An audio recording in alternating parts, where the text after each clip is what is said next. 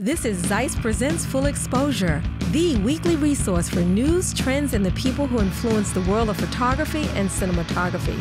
Hosted by veteran photographer and filmmaker Jim Kamp. Like many DPs, Alexa Wolf came to cinematography in New York City after years working in camera, grip, and electric departments, and now serves as director of photography on narrative features and commercial projects, with a focus on supporting female and LGBTQ voices and stories. So I shot a music video called Paths for an artist named Jenna Kyle. I think we actually shot it maybe 2 years ago now. And the director is Rachel Kessler, who is an old friend of mine and actually came up through Grip and Electric. So she also has a very visual sense, which especially for music videos is really helpful with a director. I knew your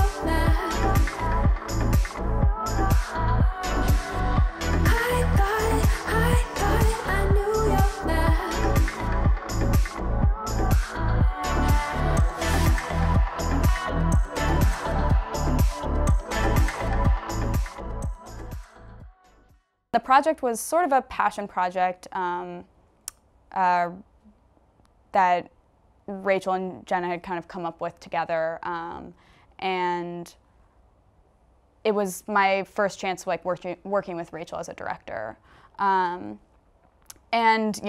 like many music videos, super low budget, and definitely in the world of trying to make something look really cool with pretty limited tools and a lot of favors. We did one shoot for it in a studio similar to this, like a photo studio actually, and they did a little bit of post work on it, but a lot of it was done like practical effects.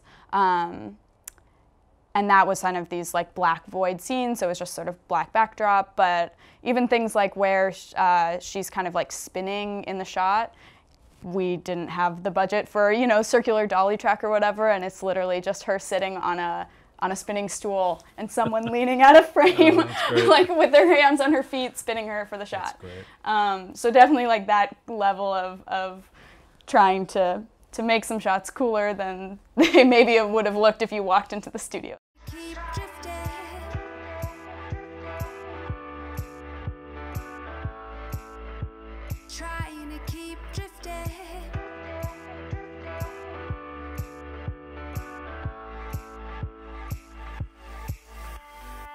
Well, and locations were another, one of those on a budget things. We were shooting down in kind of Rockway's area, but we'd done a scout day, and I'd been around with Jenna and Rachel and a digital camera and still camera, and we shot a ton of stills all over the place, found a bunch of frames and different ideas of what we wanted to shoot on the day, and then we got to the first sort of location, day of the shoot, in these dunes, and immediately got told by the police that we weren't allowed to be there. So we drove down into this other part of the beach that you're allowed to shoot on, and had to re-scout last minute and figure out what to do. We'd pulled off maybe 3 shots before getting kicked out first thing in the morning. So why were you being hassled about shooting there? It was something about the state park lines versus city beaches. So it was you're allowed to shoot on the city beaches, but as soon as you pass into the state parklands, you're not allowed to shoot. Yeah. And you didn't have a really big crew or anything. No, right? it was 6 people, 2 SUVs, not even a truck. No, we were shooting, the whole thing was shot handheld for the most part. So it wasn't we even had a tripod on the ground, and it was 6 in the morning. No one was out there. But Jenna's costumes in it are pretty intense. She had a designer friend who built them for her, and she's also a makeup artist in her free time, so she did all of her own makeup for it, which was pretty impressive, or designed the makeup for it. She had a makeup artist who helped her with it. So yeah, I don't know, but everything that's the joy of working with people who are creative and fast thinking.